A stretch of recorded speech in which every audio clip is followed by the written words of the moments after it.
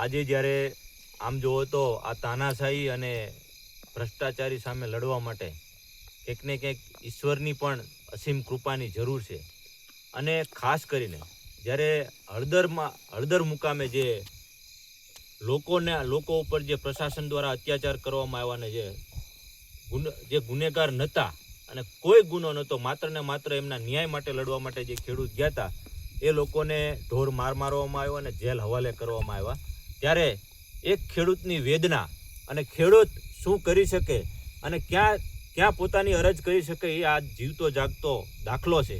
એને ખબર હતી કે આ ભ્રષ્ટાચારી શાસન આપણું કોઈનું સાંભળવાના નથી, આ ભ્રષ્ટાચારી કોઈથી માનવાના નથી. ત્યારે માત્ર ને માત્ર આપણને બધાને ખબર છે કે આપણું આસ્થાનું કેન્દ્ર કયું હોય. ત્યારે એ મેલડીમાના પોતે ભગત છે અને એમને અહીંયા આવી અને અહીંયા એમને અરજ કરી માતાજીને કે જ્યાં સુધી મારો એક ખેડૂત જે ખોટી રીતે જેલમાં નાખવામાં આવ્યો છે એને જ્યાં સુધી છોડવામાં નહીં આવે ત્યાં સુધી માં હું તારી સામે ટેક લઉં છું કે જો હું તારો સાચો દીકરો અને સાચો ભગત હોય, મારી આ ટેકને અમાન્ય રાખવાની હોય તો હું આજથી ટેક લઉં છું. જ્યાં સુધી આ લોકો બહાર નહીં નીકળે અને અહીંયા એ લોકો દર્શન નહીં કરે, તારા દર્શન નહીં કરે, ત્યાં સુધી હું ચપ્પલ અને ચાનો બેનો ત્યાગ કરું છું. આજે આવા તપસ્વી લોકોનો ખૂબ ખૂબ આભાર. અને આવા જ્યારે લોકો લડવૈયા અને તપસ્વી લોકો જ્યાં સુધી આ દેશ અને દુનિયામાં છે ત્યાં સુધી આ ભ્રષ્ટાચારીની તાકાત નથી કે કોઈને અન્યાય સામે લડતા માટે રોકી શકશે.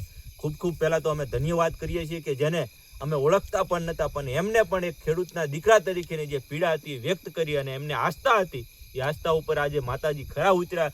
ખરી રીતે અમને દરેકને, દેશના દરેક ખેડૂતને મદદ કરી છે અને આવનારા સમયમાં પણ એમના બોલે માતા ઊભી રહે એવી માતાને પણ અમે પ્રાર્થના કરીએ છીએ. અને આજે એમની ટેક પૂરી કરવા માટે અમે આવ્યા છીએ. આવનારા સમયમાં આનેથી પણ વધારે લડશું.